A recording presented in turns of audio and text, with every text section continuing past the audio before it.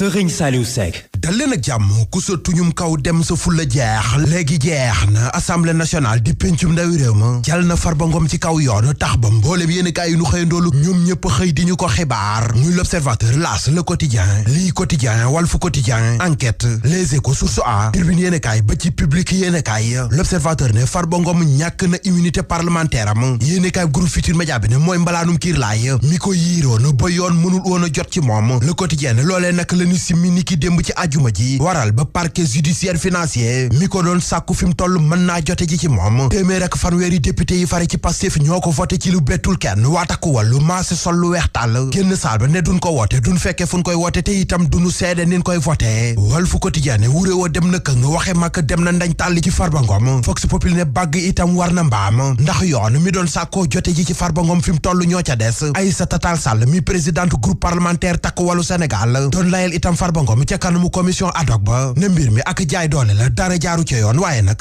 lépp delloo nañ ko yàlla suñu boroom L'As Quotidien ne assemblée nationale daal nguur gi ñoo leen commandé woon te ndegam ñoo fa am majorité daal dinañ koy def ci ni ko procureur sàkko lii Quotidien ne Farba Ngom janloo ak destem moo ko desee le public ne fi mu toll kay gars yi jàllax nañ ko procureur Abdou Mbow ci Direct News ne ministre de la justice moo ko tay ndax mbir mi ak jalgati yoon dëgg moo ci am te lii ñu def xam na ni mësta am ci réew mi journal Le fa ne ku nekk daal yaa ngay tëb di dal ak di lay jëmale ci sa bopp maître Abdoulaye Tall mi layel Pastef ne lépp a jaar yoon amul benn yoon bu nu jalgatee yoon ci mbirum Farba Ngom mi Aïssata Tall Sall di layel Takku Wallu Sénégal ne araam dañ cee jalgati yoon ca na mu leen neexee Tribune ne Farba Ngom moom ci mile mbir noppi na ngir jaamaarloog moom Vox Populi ne téeméer ak fanweeri député Pastef yi ñoo fa jaar nee nañ procureur Farba ngook yaa ngook defal ci moom li war bu fekkee ne dafa jalgati yoon enquête yéene kaay ne député Pastef yi livré nañ Farba Les Échos ne monte nag défense bu baax la amoon l'observateur ne moo taxit mbir mi du yomb te nin ko fooge mën naa bañ a demee noone ndax ku nekk gis nga mbooloo mu takk mi waroon Farba Ngom keroog ca Fuuta